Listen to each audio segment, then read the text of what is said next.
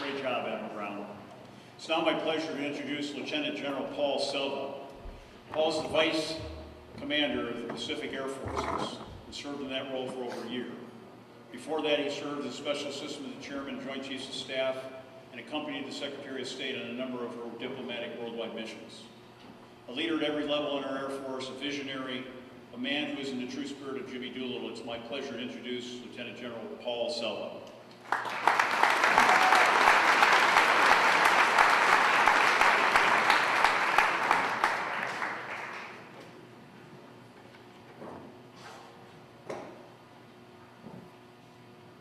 Thank you, Tom. I'm humbled by the introduction. I'm also humbled by the number of people in this room who are here to celebrate the spirit of Jimmy Doolittle. And as the Admiral did just a moment ago, I'm going to ask you two questions. Why did this man matter? What difference does it make to us today? And John, I know you're a student of everything your grandfather did, and I will admit at this moment that I am not. But he is an integral part of the DNA that formed my service, that changed the way we look at aviation for generations past and generations future. And he is so important not because of what he did or how he did it, but why he did it. He did it out of an abiding belief that there is a better world out there, that we can actually change the outcome for our children and our children's children. I'm told he was a humble, quiet man of immense intelligence. He's the kind of guy I'd want to work for. He's the kind of guy I'd follow off the edge of the planet. And the reason is he knew why we were about what we were doing. As we just heard, in the aftermath of the attack on the island of Oahu and the devastation that happened not only at Pearl Harbor to the Pacific Fleet, but to the Far East Air Forces at Hickam Airfield and Wheeler Army Airfield and Bellows Army Airfield and Dillingham Army Airfield, which were all but destroyed. And to the combined forces of MARFORPAC, or Marine Forces Pacific at the time, that were destroyed at Kaneohe Bay.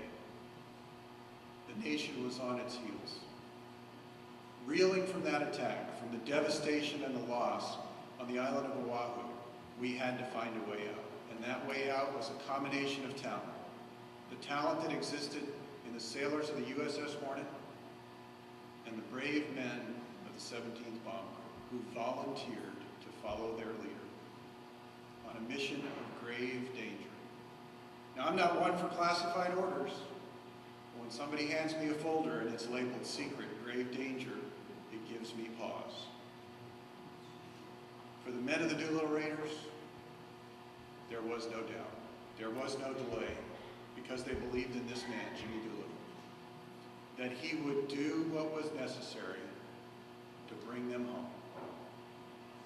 That he would, in his quiet, confident way, calculate the odds, balance the risk, and use the tools that they were given to the betterment of the nation.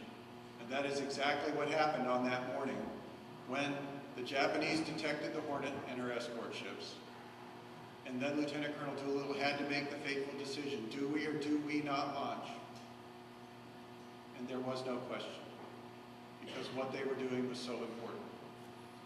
So into stormy weather, they did what pilots hate to do. They launched into the unknown.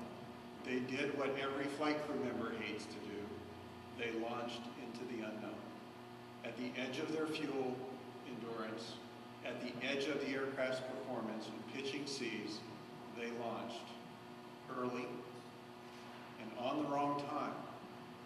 Because you see, it wasn't just that they were out of sync with the time, but their arrival in China, instead of being during daylight hours when they could safely land, was now going to be at night.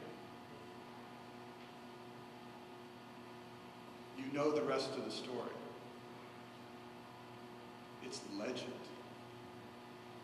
It forever changed who we are as airmen. It forever changed who we are as soldiers, sailors, airmen, and Marines, and those who wear the military uniform of our nation. Because what we realized was we could influence from a distance an enemy's will to resist.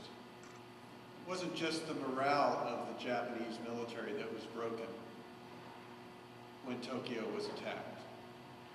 They made bad choices. Those bad choices were the direct result of the insult of the attack on Tokyo. They changed their force disposition. They lost in the Coral Sea, they lost at Midway. And we began to push them back and take control of the islands that were necessary to strike at the Japanese homeland. That capability has become part of the fabric that is our Air Force. That with the determination to use the tools we're given, that the ability to balance the risk to our airmen and to all those who support them, we can affect an enemy's will to fight. That is the legacy of Jimmy Doolittle. That brave men and women will follow leaders who can communicate why. In this case, it was important to our country. And that was enough. Now I will tell you, there are those today, and I'm going to bring us right back to this room, that say we are a nation in decline, and I would say no, we're not.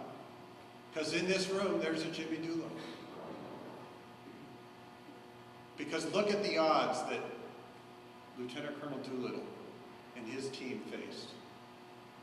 And then look at what we're going through today. And I would argue they pale by comparison. We have the ingenuity.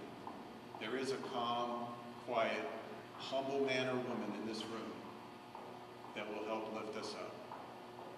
And it is because of men like Jimmy Doolittle, the Doolittle Raiders, and the crew of the Hornet that we have that opportunity. So, gentlemen, I salute you. I will use the third verse of our Air Force song by way of a toast. And it's a toast to the host of those who love the vastness of the skies. To our friends we send the message of your brother men who fly. And we drink to all of you who gave your all of old. And down we roar to score a rainbow's pot of gold. A toast to the host of the men and women we boast, your U.S. Air Force. We exist because of you.